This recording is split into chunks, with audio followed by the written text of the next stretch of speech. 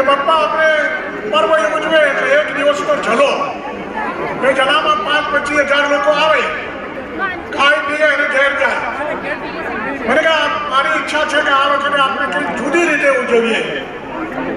જયેશને વાત કરી, જયેશે પણ કહ્યું કે હા બરાબર છે, તો કે આપણે ભાગવત સત્તા બેહાડીએ. ભાવતું તું વૈદ્ય બતાવ્યું એટલે મેં પણ હા પાડ્યો કે બહુ સરસ, સારું.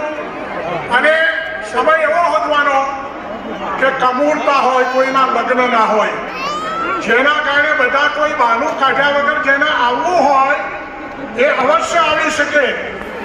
એટલે અમે આ કમૂરતાનો સમય પસંદ કરી અને ટૂંકા સમયમાં અમે આ ભાગવત સપ્તાહની આયોજન કર્યું.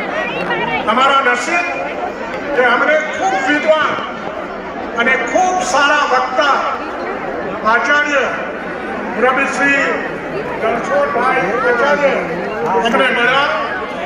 અમને ખૂબ આનંદ થયો. ઘણા લોકો મને પૂછતા વક્તા કોણ છે, વક્તા કોણ છે, વક્તા કોણ છે. મેં કહ્યું તમે સાંભળજો, પછી તમને ખાતરી થશે કે વક્તા કોણ છે. મને લાગે હવે કોઈને વક્તા વિશે વાત કરવાનો વિષય રહે નહીં, અને કોઈને ભાગવત કરવાનો કોઈ ઈચ્છા થાય તો એ રણછોડભાઈ આચાર્યને હોતા પહોંચી જજો ખરાબ તાલુકાના બડવેલ ગામની અંદર. વાવ તાલુકો બ્રાહ્મણોનું જ ગામ છે, 400 ઘર છે. ઘણા મિત્રો મારા બડવેલમાં પણ છે.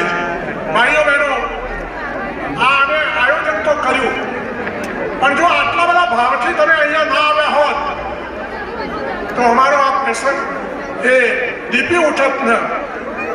પણ તમે આટલા વર્ષોના મારા સંબંધો સાચવી અને અહીંયા જે તમે અમને દર્શન કરવાની તક પૂરી પાડી, એ માટે જેટલો તમારો આભાર માનવું એટલો ઓછો છે.